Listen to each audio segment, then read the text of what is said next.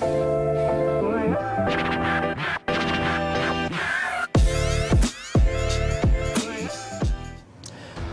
araw mga teammates, welcome sa Beyond the Game with yours truly, teammate Paolo Salamatin. Ngayong episode makakasama natin ang isang Pilipinong handang hamunin ang tuktok ng mundo. Literally, siya ay isa sa iilang Pinoy na aakyat sa pinakamataas sa bundok sa mundo, ang Mount Everest. Walang iba kundi si Gino Panganiban. Magandang araw sa iyo, sir. Good afternoon. Thank you for having me here. Bago tayo magsimula sa mga usapan natin, sir, pwede mo bang ibahagi sa amin kung paano ka napunta sa mountaineer, pagiging mountaineer? Siguro ako noon, 2016, third year college, naghahanap ako ng something new sa life ko.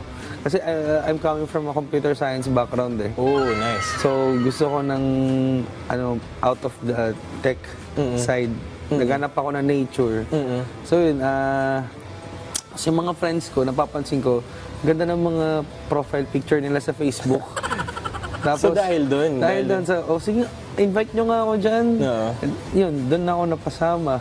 Oh, so nagsimula lang sa curiosity. Curiosity talaga. Tapos naging for fun, tapos naging hobby mo na. Yes, yes. So pwede mo ba ibahagi, sir, yung mga naging yung mga unang mga bundok na inakyat mo at anong pakiramdam ba? Ano bang pakiramdam nung una mong akyat na yun?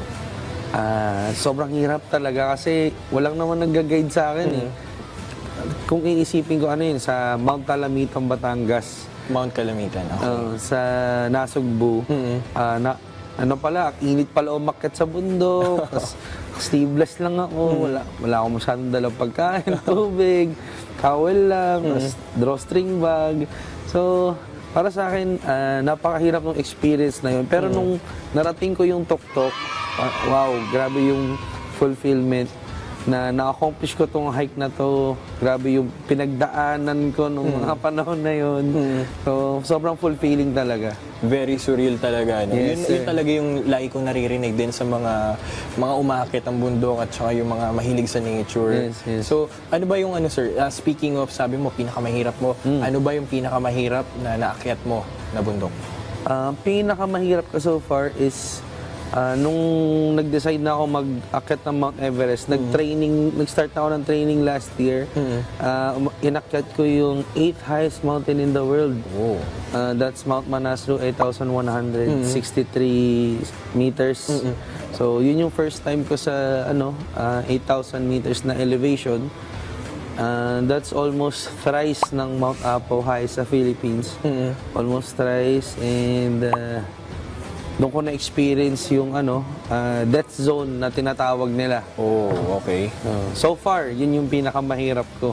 Ayun. With that being said, no, sabi mo kanina, meron kayong mga sinasabing parang ritual. May mga ritual kayo na ginagawa bago Pero bago tayo pumunta dyan, paano ba yung nagiging mental toughness nyo, your training nyo? Siyempre, hindi madali ang pag-akyat ng bundok. Since 2016, you've mentioned earlier, 2016 ka nag-start up until now. Paano ba yung nagiging mental toughness dito, yung training sessions ninyo para sa ganitong klaseng hamon? Siguro dito sa Philippines, Sir Paulo, nasa tropical setting tayo.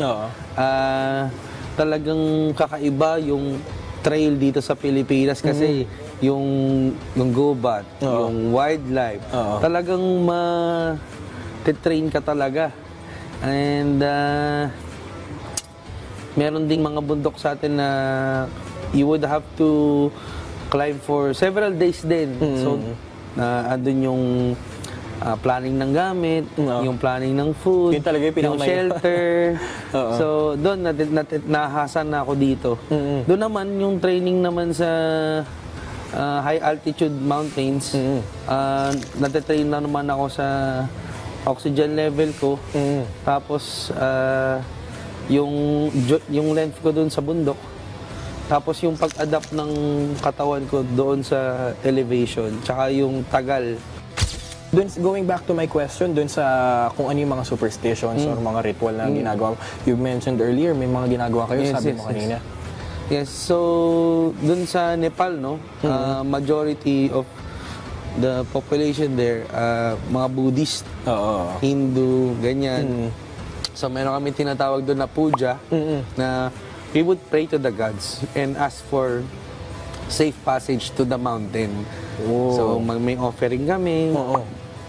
We would accept blessing then from the Lama na let this be a safe and peaceful expedition.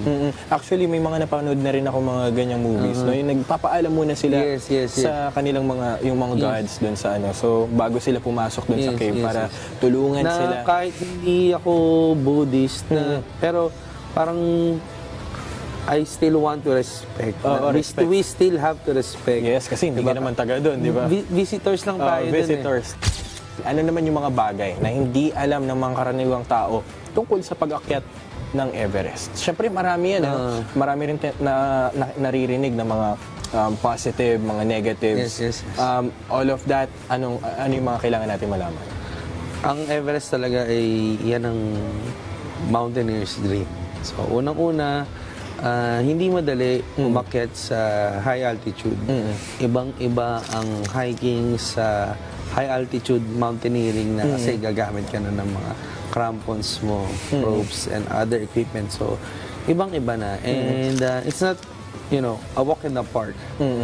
We would have to stay there for more than 2 months. Diba? So, and siguro, to address lang yung common misconception na kanyari, sabi mo, may positive, may negative. May negative din na nagsasabi na they're just doing this because, they have money. Pero, pag nasa expedition ka, you would meet people na na they are sponsored. They worked hard for it. Etong taon to, gusto talaga nila umakyat ng expedition. Alright, Sir Gino, bago ang lahat, gusto ko lang malaman kung gaano na ba or handa na ba ang isang Gino Panganiban na umakyat ng Mount Everest. Paolo, I can confidently say na handa na ako. And I've been planning this since last year. I've been talking to my fiancé about it, and I've talked to my parents about it, na nakuha ko na yung blessing nila. And natapos ko na yung training climb ko. At first, medyo may doubts ako. Kasi nakakatakot eh. Of course, yeah. May percentage ng death rate sa Everest. So, doon pa lang natatakot na ako. Pero passion ko to, pinaghandaan ko, pinaghandaan ko. And papalapit na ang panahon ng pag-akyat. So, inisip ko na lang para sa bayan. Di ba? Yun na, handa na ako. Ngayon naman, teammates, itutuloy namin ang usapan sa ating episode na tatawagin nating Shot Clock. Sir Gino, sa ating Fast Talk peg, may mga nakahanda ko ditong set of questions na sasagutin nyo lamang ito sa loob ng 60 seconds or 1 minute. Pag after nun, hindi tayo nakaabot, tapos na ang oras. Okay. Sir Gino, handa ka na ba? First time ko, pero ready na.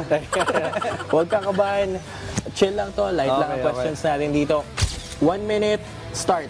Kung may isa kang hiking superpower, ano yun? Di nawawala ng oxygen. Anong mas mahirap, umakyat ng bundok o bumangon na umaga? Bumangon na umaga. Anong mas okay sa pag-hike? May kasama o wala? Para walang paghintay. May kasama. May kasama, okay. Sa sunod natin, kung gagawa ka ng isang hiking movie patungkol sa buhay mo, anong title nito? Top of the World. Alright, ano mas exciting, sunrise or starry night? Sunrise. Kung may isang pagkain lang na pwedeng kainin sa base camp, ano ang dadalhin mo? Daing na bangus. Bakit? Favorite. Bakit mountain climbing ang tawag kung madalas naman lumalakad lamang tayo paakyat? Kasi umakyat tayo ng mountain. Ayun. Last question, peak or climax? Climax. Enjoy the journey. Ayun. So maraming salamat, Sir Gino. No? Time's up. Pasok tayo sa 1 minute. Maraming salamat, Sir Gino, sa oras mo today. And makabuluhang oras natin, yung pag-uusap natin. So, marami ako natutunan. Marami tayong nalaman dito, mga teammates. So, meron ka bang gustong pasalamatan, sir? Salamat salamat sa mga sponsors ko. And sa mga sponsors ko, maraming salamat. Sa mga nagdadasal, sa mga nagbibigay ng support. Salamat sa inyo. Kung wala kayo, hindi kami makakayat ng climbing partner ko. Thank you. Tuloy-tuloy ang pag-pray niyo sa amin sana hanggang makaakyat at makababa ng safe.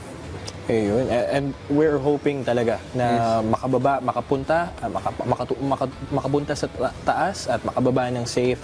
Maraming salamat, Sir Gino, and good luck po sa expedition niyo sa Mount Everest. Ngayon naman, teammates, no? Maraming salamat sa panonood at magkita ulit tayo sa sunod nating kwentuhan dito lamang sa Beyond the Game.